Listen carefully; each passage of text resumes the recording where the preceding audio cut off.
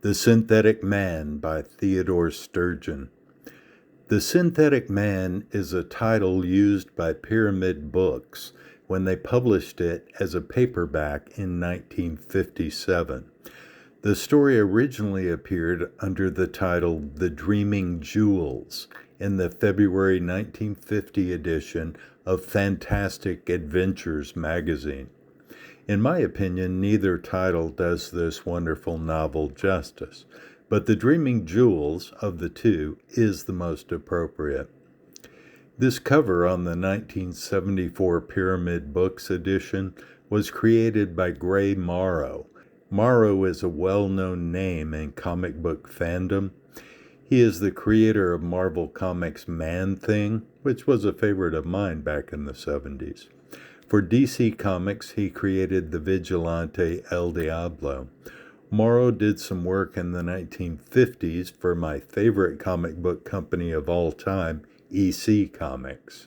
I remember reading his classics illustrated version of Jules Verne's Master of the World. I can't say this is a bad cover, but like the revised title, it has nothing to do with the actual story. I love Theodore Sturgeon, plain and simple. I discovered him when I was just a kid, and I believe him to be one of the true giants of the pulp fiction era. I provided some background on Sturgeon when I reviewed his 1958 novel, The Cosmic Rape. Check out that review if you want to learn more about this uniquely talented man. Besides loving the author, I also love stories that deal with sinister goings-on at carnivals. Nightmare Alley, Something Wicked This Way Comes, and The Seven Faces of Dr. Lau quickly come to mind. I'm adding this one to my list of favorites. An 8-year-old boy named Horty is tormented by his foster father, an evil man named Armand Blewett. Because of Blewett's abuse, Horty loses 3 fingers from his left hand. He decides it's time to hit the road. He crawls under the tarp on a truck and soon finds he's not alone.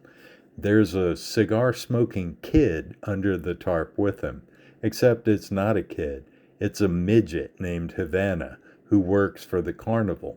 Havana feels sorry for Horty, even more so after he sees the hopelessly damaged fingers, and he is determined to provide shelter for the runaway. Let me say here that I know the word midget is frowned upon. The word was not my choice. It was the term used to describe characters in the novel. If you're going to read the book, you'll be seeing that word. If it offends anyone, I sincerely apologize. Sturgeon's stories are always way outside the normal lines. His characters, more often than not, are the pathetic, damaged people who exist on the fringes of society. The plots he devises seldom resemble anything you've read before. At his best, Sturgeon echoes the uneasiness of the really great Twilight Zone episodes, while examining uncomfortable facts about humanity, the sorts of facts TV advertisers would never allow. The carnival is run by a misanthrope everyone calls Maneater. His real name is a French one and sounds something like Maneater to the uneducated carnies who work for him. This Maneater guy is a former medical man who was disgraced and now hates humanity. He has discovered some interesting crystals with incredibly strange powers Maneater plans to use against the human race. Horty is quickly adopted by a midget woman named Xena.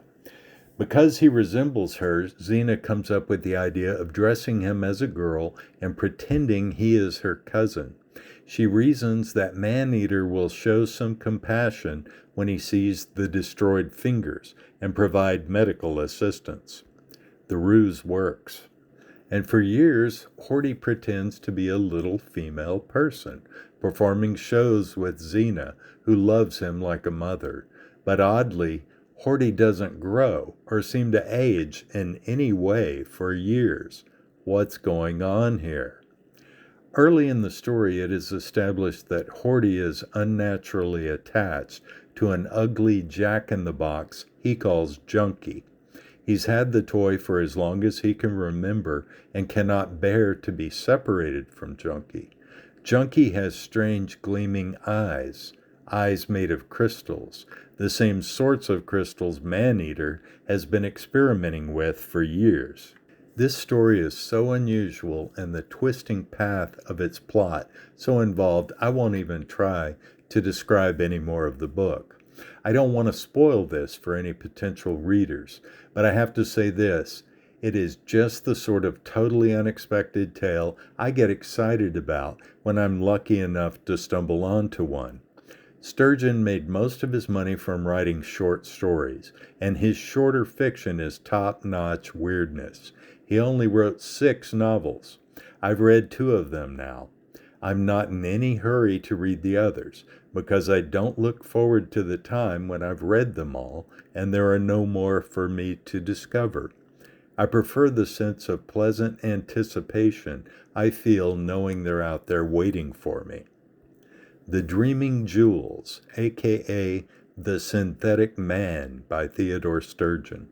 A strange trip through a seedy, sometimes nightmarish world.